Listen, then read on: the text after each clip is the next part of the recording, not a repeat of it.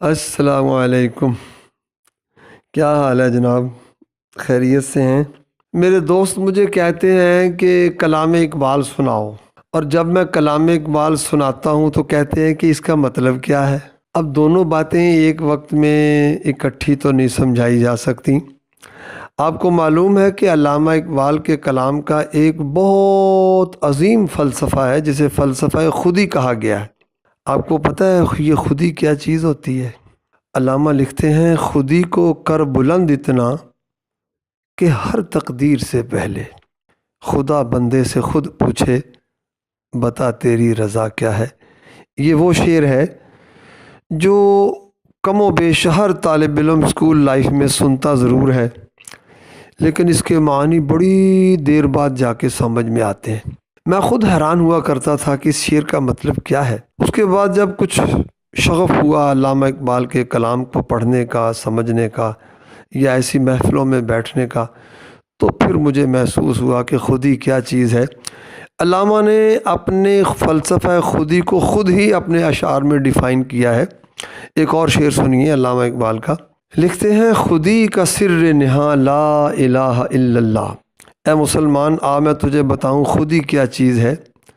خودی کا چھپا ہوا راز وہ توحید میں چھپا ہوا ہے۔ لا الہ الا اللہ کے اندر خودی کا سر نہاں ہے، اور خودی ہے تیغ فساں لا الہ الا اللہ۔ خودی ایک تلوار ہے۔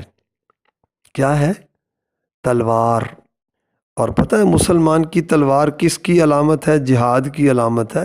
کافروں کے خلاف، باطل کے خلاف پنجہ آزمائی کرنا، یہ خودی ہے۔ خودی اگر آپ اس کو اور آسان الفاظ میں سمجھ لیں تو اندر کا ایمان، مسلمان کے اندر کا ایمان، اندر کا ایمان، اس کو خودی کہا گیا ہے۔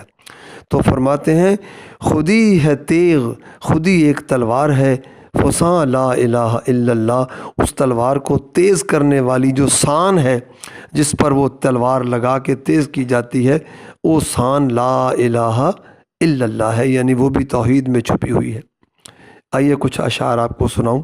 یہ پیام دے گئی ہے مجھے بعد صبح گاہی، یہ پیام دے گئی ہے مجھے بعد صبح گاہی، کہ خودی کے عارفوں کا ہے مقام پادشاہی،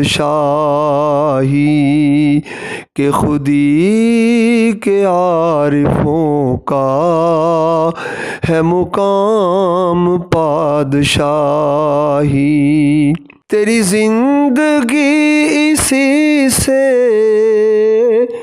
تیری آبرو اسی سے، جو رہی خودی تو شاہی، نہ رہی تو روح سیاہی۔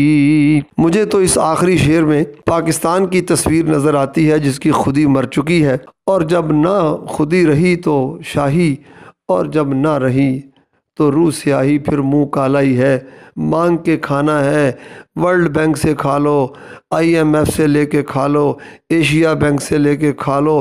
وہ ہمارے ایک حاجی صاحب ہیں، وہ فرمایا کرتے ہیں، بھائی فقیر نے تو 8 بازار مانگنے ہیں، گھنٹہ گھر کے 8 بازار، آج کارخانہ بازار میں مانگ لیا، کل کو امی پور بازار میں مانگ لیا، اگلے دن بوانا بازار چلے گئے، نیکسٹ ڈے جنگ بازار میں چلے گئے، پھر منٹگمری بازار میں آ گئے، پھر چنیوڑ بازار میں آ گئے، اور اسی طرح 8 بازار مانگتے رہے، اور مانگ مانگ کے کھاتے جاؤ۔ اے ہائے تو جو ہوا یورپ کی غلامی پہ رضا مند، مجھ کو تو گلہ تجھ سے ہے یورپ سے نہیں ہے۔ اللہ حافظ۔